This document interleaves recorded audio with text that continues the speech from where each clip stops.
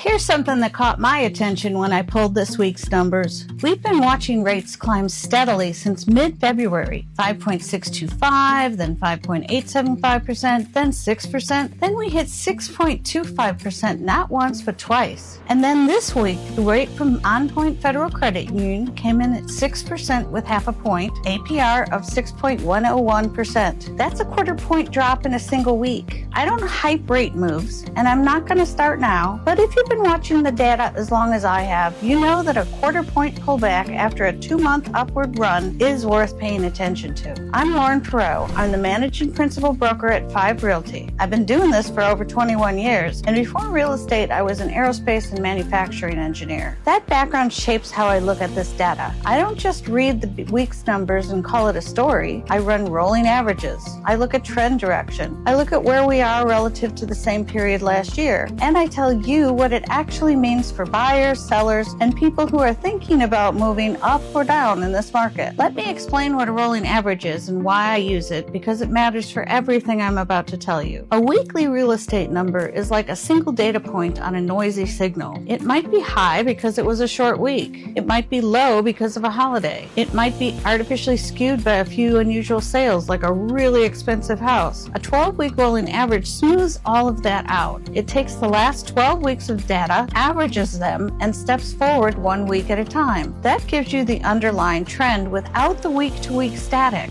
When the rolling average moves, that's a signal. When a single week is weird, that's noise. I use both, but I trust the rolling averages more. So let's talk about what the data is telling us this week for Washington, Multnomah, Clackamas, and Clark counties. Start with the rate. OnPoint's 30-year fixed conventional rate this week is 6% with half a point, APR 6.101%. That's down from 6.25% last week. The 12-week rolling average for the rate is 5.931%, so we're still sitting slightly above that rolling average. The context matters here. We ran at 5.625% from mid-February through the end of February. Then rates climbed steadily, peaked at 6.25 twice, and now we're pulling back. Is 6% cheap money? Not by historical standards. Is it better than 6.25? Absolutely. And for buyers who paused when rates spiked, this week's pullback is the kind of data point that says it might be time to get back on the phone with your lender. Now let's look at inventory. This is the number that keeps growing, and it's the one that sellers need to understand. We currently have 6,551 active listings in the Portland Metro and Clark County. Actually, I should say on Monday we had that many. The same week last year, we had 5,927. That's an increase of 10.5% year over year. Think about that in practical terms. A year ago, if you were a buyer, you had about 6,000 homes to choose from. Now you have 6,500. The faucet is open wider than it was. The 12-week rolling average for active listings is sitting at 5,918, and compared to the same rolling average window last year, which was about 5,302, we're up about 12%. This is a sustained trend, not a 1-week blip. Now here's where the story gets interesting. With all that supply hitting the market, you might expect demand to crack.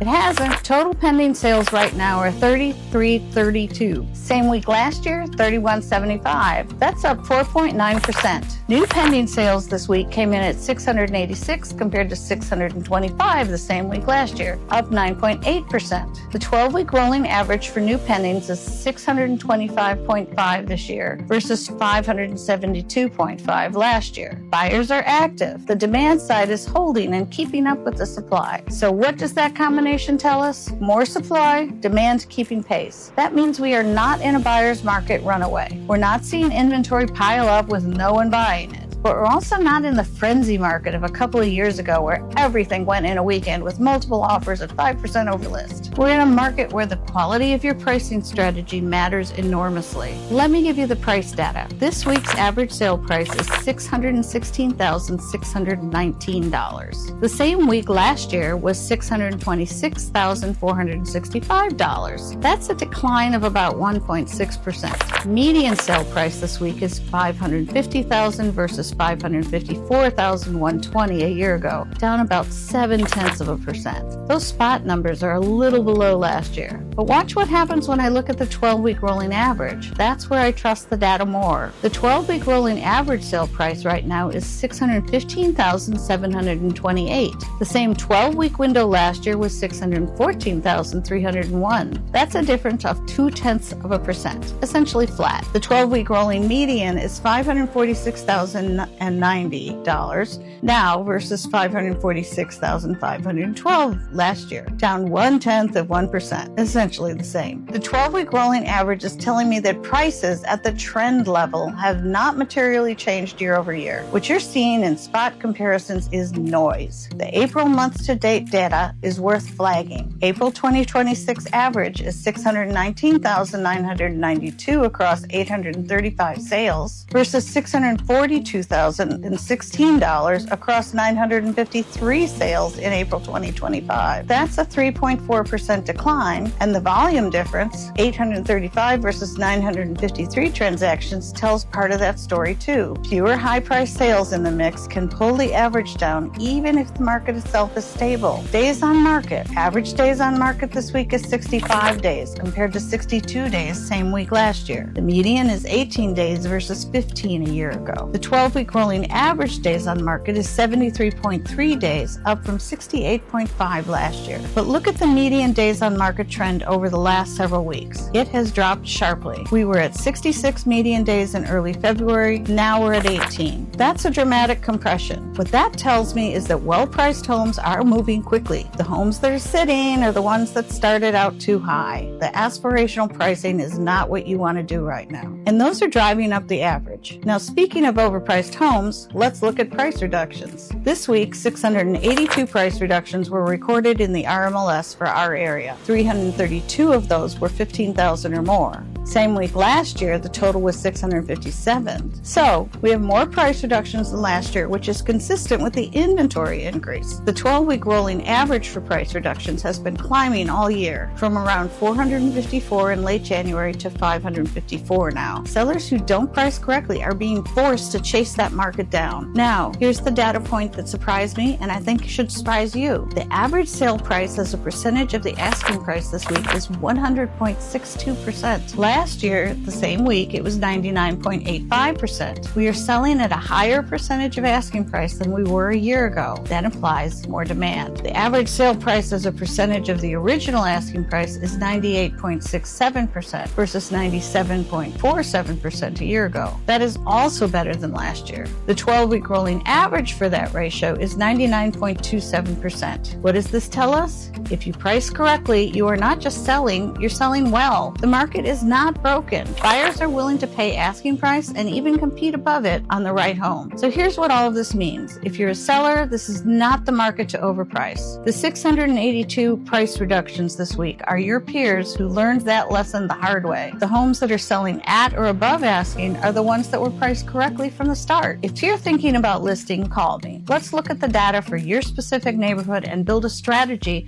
that positions you correctly from day one. If you're a buyer, this week's rate drop to 6% is meaningful. It doesn't erase the affordability challenges, but a quarter point on a $600,000 loan translates to real money every month. The inventory is there, 6,551 homes, and while demand is active, the intense competition of a few years ago has moderated. You can be strategic. You don't have to panic, but you do have to be ready when the right home is priced right, because those are still moving in 18 days. If you're a move up or move down buyer, you're watching both sides of this equation. More inventory means more choice on the buy side, but your current home is competing against that same larger pool. The pricing strategy for what you're selling matters as much as the search strategy for what you're buying. I post one of these market updates every week, and they're data intensive. That's me, I'm a geek. Subscribe to this channel so you don't miss one.